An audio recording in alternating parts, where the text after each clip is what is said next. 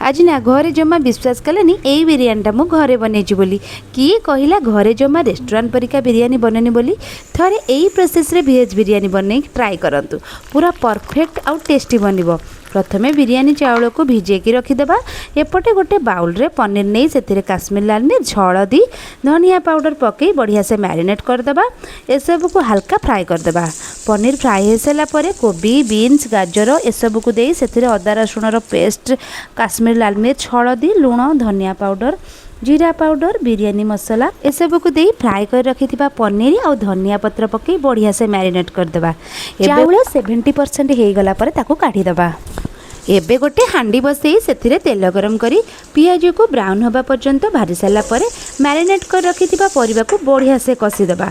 परिबा टिके सिझी गले राइस को एमती बढ़िया से लेयरिंग करदेबा। आ ऊपर फ्राएड पियाज और किछि पनीर भाजा रखी तापर धनिया पत्र और पुदीना पत्र पकई पूरा बढ़िया टेस्ट और बास्ना पे केसर और क्षीर को बढ़िया से गोड़ेकी रखी ताकू दे देथिली। सिम फ्लेम रे पूरा आधा घंटा पे मु दम दे देथिली। वीडियो लाइक निश्चिंत करेंगे एंड एंजॉय।